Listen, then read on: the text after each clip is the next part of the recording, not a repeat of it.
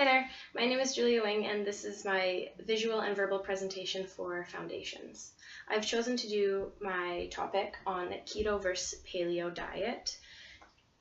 So to start, the ketogenic diet is used to promote the metabolic formation of ketones in the body.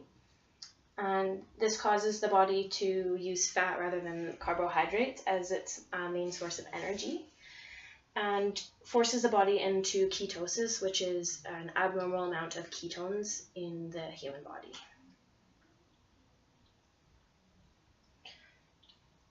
So there are three types of ketones. There's ACAC, BHB, and acetone. The ACAC is created from the breakdown of fatty acids and can be converted into the BHB or the acetone. The BHB is not really considered a ketone, but in the keto diet it is. And the acetone is also, it's created from the ACAC and it breaks down quickly and it is removed from the body from your breath. So a fun fact, the keto diet was founded in the 90s when a celebrity's son kept having seizures and his medication wouldn't help. So they started his keto diet and it just blew up. It was never actually studied or intended to be a weight loss program or diet. So the keto diet consists of 70% fat, 25% protein, and 5% carbs. You want to try and keep your fats and oils natural. So you can use like coconut oil, butter, and olive oil. And your proteins, you want to try and be as organic as possible. So pasture-raised animals, grass-fed, and you don't really want to eat a lot of meat on this diet. Like you really want to keep it to just fruits and veggies. They can be fresh or frozen, but you want to try and stick with above ground veggies, like leafy greens. So some dairy is fine, but you want to make sure it's full fat. Like harder cheeses contain less carbs. Nuts and seeds are good in moderation, and they really help to give texture to things. And your beverages, you really just want to keep it to water if you can. You can flavor it with lemon and lime or stevia-based flavorings. So it looks like it's a little bit hard to see, but here is just a food pyramid of the keto diet. There's berries, nuts, and seeds, pretty much everything that I just listed and things that it excludes. Another fun fact is, in the long term, the keto diet can result in bone loss, kidney stones, and vitamin deficiencies, which makes sense because you're virtually cutting out huge parts of the diet that your body needs. And the Paleolithic diet is based on the foods that we were presumed to eat in the Stone Ages.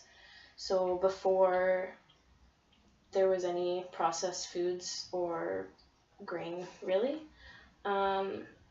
it goes back to about 12,000 years ago, before agricultural practices, and people just got food from hunting and gathering.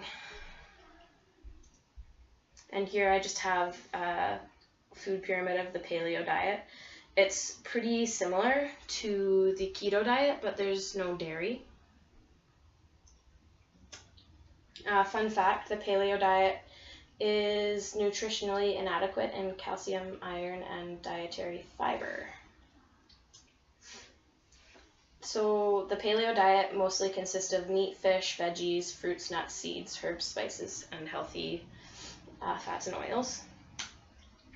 So here I have a list of things to avoid, like grains, so pasta, bread, rice, oats, quinoa, beans, dairy, refined vegetable oils, sugar, soda, corn, soy, potatoes, any processed foods, a lot of salty foods, and wine, which who wants to avoid wine?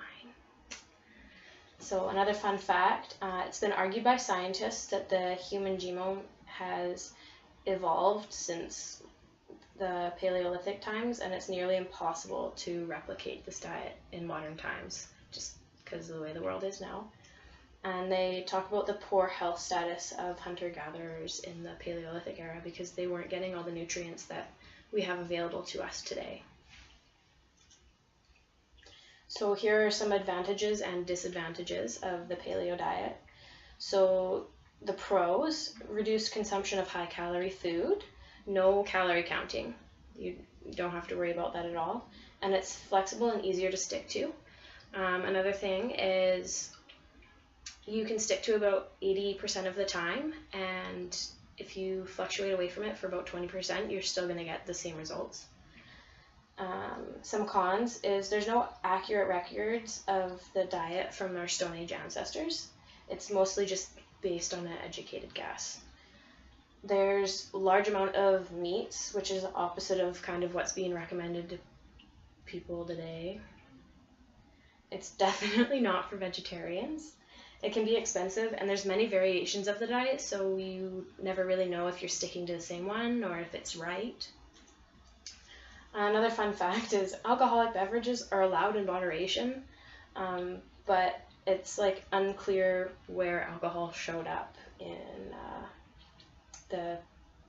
in history in the paleo diet. So a healthy diet in comparison to the keto or paleo diets is you're eating a variety of foods that give you the nutrients to maintain your health, feel good, and have energy.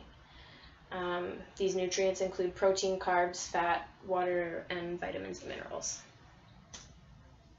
So you are required to eliminate complete food groups in both the keto diet and the paleo diet, which restricts variety and makes it hard to eat a balanced diet. And then I have some examples of foods that should be avoided on these diets, which I've already gone over on previous slides. And here I have another chart of what it would look like to eat a normal diet. There's the references.